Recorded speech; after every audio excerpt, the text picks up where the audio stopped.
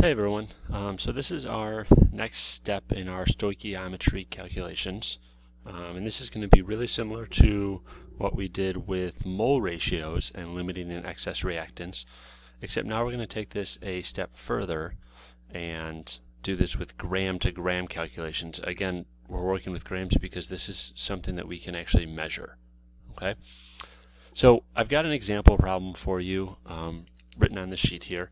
I've got an already balanced equation that does happen because we have a solid product, and then we've got a question here. All right.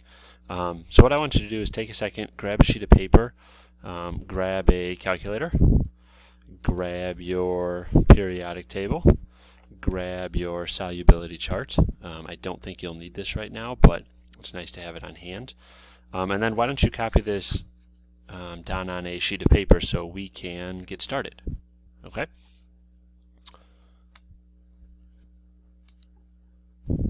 Okay, so if you haven't had a chance to pause the video yet, go ahead and pause that and copy this question down, and then we're going to get started. Okay, so the reason I can tell that this is a limiting and an excess reactant problem is because I'm not saying one of our reactants is reacting with excess of the other one. All right, I've got some amount of aluminum nitrate and some amount of zinc fluoride, so that means that one of these in the reaction is going to run out first. All right, and we're not sure which one will run out first until we actually do a calculation and figure out how many grams of aluminum fluoride we produce, assuming we use all of these. All right. Then what we'll do after we do our calculations, once for aluminum nitrate and once for zinc fluoride, we'll be able to figure out how much aluminum fluoride is actually produced by looking at the one that produces less of the product. Okay, so this calculation is going to be really, really similar to what we did last class, except now you're just going to do it twice. All right, so for example, let's start with our 4.67 grams of aluminum nitrate. All right. I want to turn that into grams of aluminum fluoride, or our solid product. All right. So what we're going to have to do here is some converting. Now we've got grams of one substance. Unfortunately, we can't just go grams to grams of a different substance because these numbers up here, these coefficients, don't represent grams. They represent mole ratios. So step one is to figure out what's the gram to mole ratio for aluminum nitrate, and that's where your periodic table comes in. So why don't you pause the video, take a second, and let's figure out what the molar mass of aluminum nitrate is. Okay, hopefully you figured out that the molar mass of aluminum nitrate is 213 grams per mole. And then we need to figure out, well, where should our grams unit go and where should our mole unit go? All right. We know we are trying to find moles of aluminum nitrate, so we can use a mole to mole ratio to go between two different substances. So I'm going to stick my 1 mole on top, and I'm going to put my 213 grams of aluminum nitrate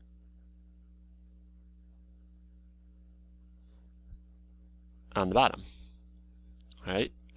And what that's going to allow me to do is cancel out units of grams of aluminum nitrate, and we'll be left with just moles of aluminum nitrate, which is kind of what we're looking for. We're not quite there yet. Okay? So then I need to take another step. Now that I know this calculation would give me moles of aluminum nitrate, I can use a mole to mole ratio to figure out how many moles of aluminum fluoride are produced. So I'm going to say 2 moles of aluminum nitrate is the same thing as 2 moles of aluminum fluoride. Or 2 moles of aluminum nitrate would produce 2 moles of aluminum fluoride. And I threw this aluminum nitrate on the bottom because, again, I want those units to cancel out. All right? I'm almost done with this calculation. I just need to figure out what my gram to mole ratio for aluminum fluoride is, and then that will allow me to calculate grams of aluminum fluoride. So take a second, pause the video, and I want you to figure out what the molar mass of aluminum fluoride is. Okay. Hopefully you were able to figure out that that molar mass is 83.98 grams per mole. And again, we're going to throw our mole on the bottom and our 83.98 grams on the top, because now my moles of aluminum fluoride will cancel, and then I can get an answer. So we've got this set up so all of our units cancel except for aluminum fluoride.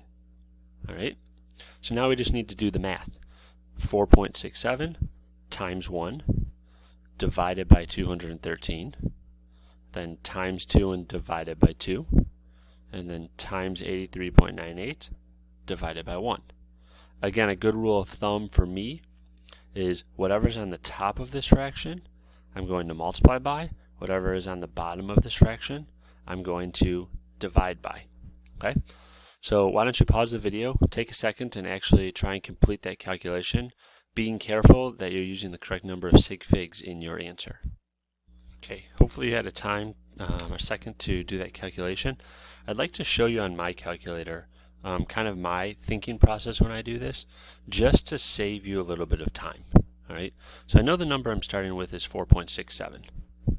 If I look at my first fraction here, I'm going to multiply by 1, which I know is the same number, so I'm not going to actually type that in, and then I'm going to divide by 213. So I actually press divided by 213 and I hit enter, and I get a number. Okay, so that's this step of our equation.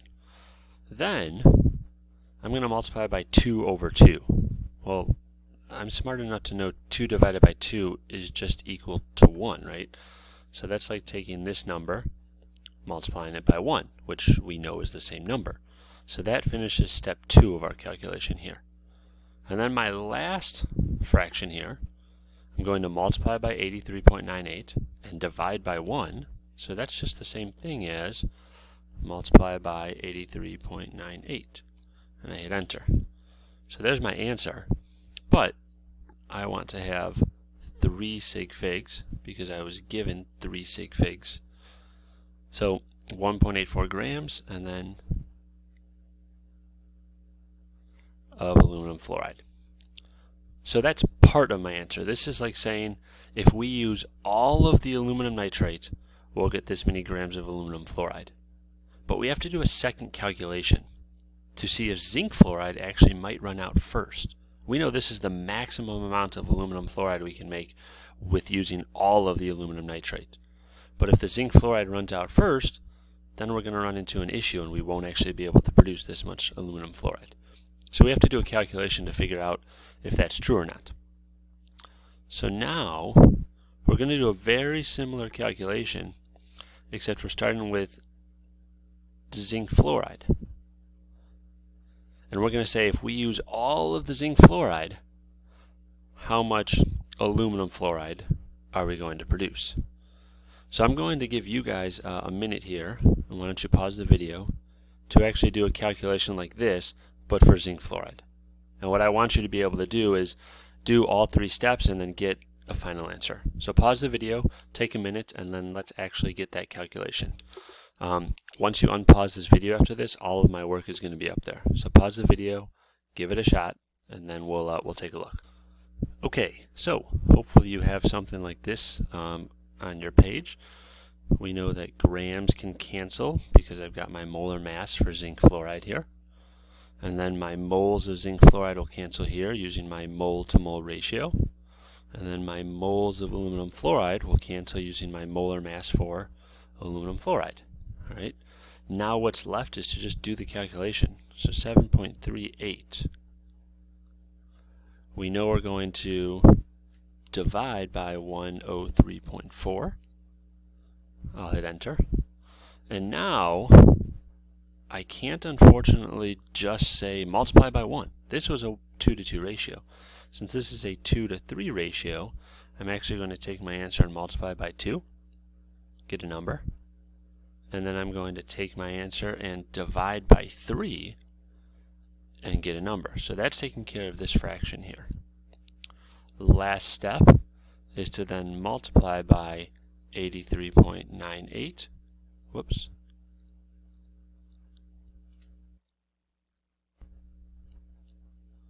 And then divide by 1, which we know is just the same number. All right? So now what we're going to do is round to the proper number of sig figs. This is a little tough here because we've got that 3.99, but rounded properly, that should be 4.00 grams of aluminum fluoride. So now we have to decide which of these two actually happens. All right? This is saying if we used all of the aluminum nitrate, we would get 1.84 grams of aluminum fluoride. This is saying if we used all of the zinc fluoride, we would get 4 grams of aluminum fluoride. What's going to happen is whatever produces less product.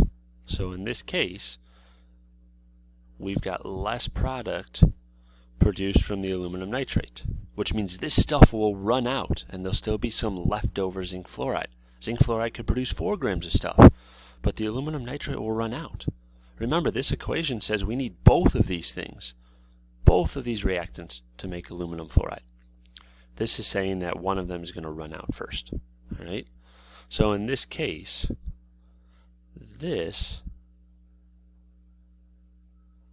is our limiting reactant, and this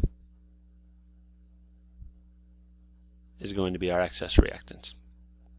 So the aluminum nitrate is limiting, it runs out first. The zinc fluoride is going to be excess, there's going to be some leftover zinc fluoride. All right?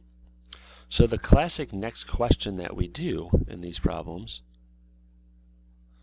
is then, well, how much of that excess reactant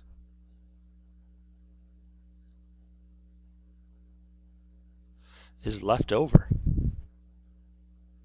So we know the limiting one is going to run out. Well, how much of the excess reactant are we going to have when we actually use all of the limiting reactant?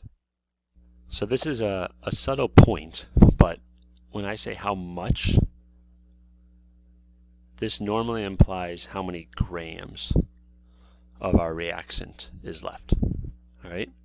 So what we're going to do is another stoichiometric calculation like the two we did up here, except this time we want to know how much excess reactant did we use, and then we can do a little bit of subtracting to figure out what's left.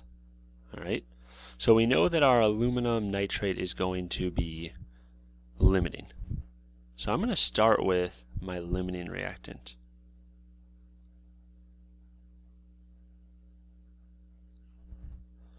So my 4.67 grams. We know this is going to run out. All right? Except in this problem, instead of figuring out how much aluminum fluoride we produce, we're going to use mole to mole ratios to figure out how much zinc fluoride did we use when we use 4.67 grams of aluminum nitrate. So this calculation is actually going to go to zinc fluoride instead. So that's what we want to figure out. All right? So we're going to start the same way. 4.67 grams of aluminum nitrate. And we're still going to do some stoichiometry. All right? What I want you to do is pause the video and do some calculations to figure out how many grams of ZnF2 you produce. And again, once you unpause the video, you are going to see all my work up on the screen. So pause now and give it a shot. Again, best way to learn chemistry is to do chemistry. So actually give it a shot. Don't just watch me do it. All right? Okay. So my work's up on the screen. Hopefully you can see this is a really similar process to what we did before. In fact, most of these problems that we do are going to be really, really similar in nature, as in we're trying to go from grams of one thing to grams of another. All right? except the numbers we use are going to be different. So you have to have the skill of saying, oh, molar mass lets me go between grams and moles. And the balanced equation lets me go from mole to mole. Okay, that's the key. Balanced equation lets you go from mole to mole. And then again, my periodic table allows me to figure out my gram to mole ratio. All right, you can see my units canceling nicely. Grams of NO3 cancels with grams of NO3. Moles of AlNO33 cancels with moles of AlNO33.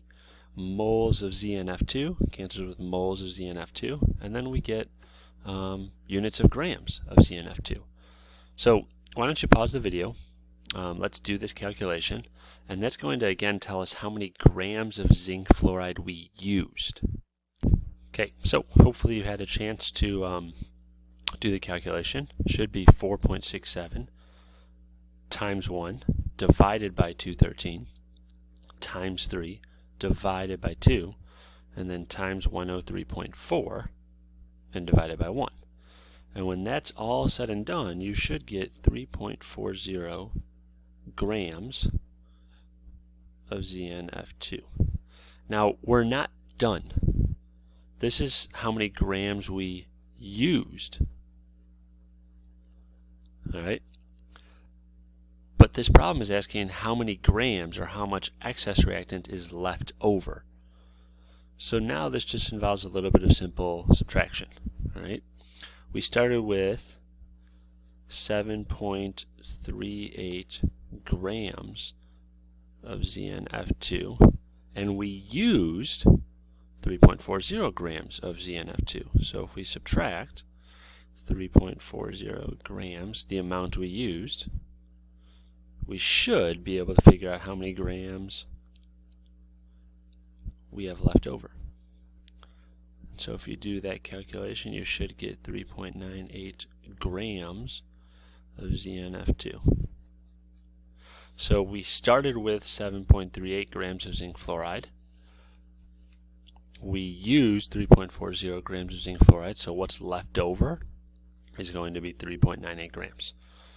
So hopefully you can see some really big similarities between what we did here and what we were doing when we were just doing mole to mole calculation, or like our sandwich lab that we did.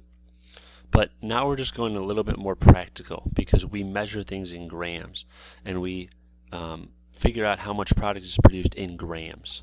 So now we're actually going to what is actually applied in the chemical world. All right? So if you're in a chemistry lab, this is how you do your chemistry.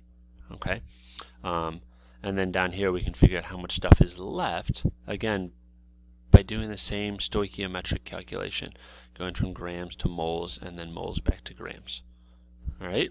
So hopefully this helps with your homework and gives you an idea of kind of the depth that we're going to go to for stoichiometry. Okay? Good luck on the homework. Email me if you have any questions.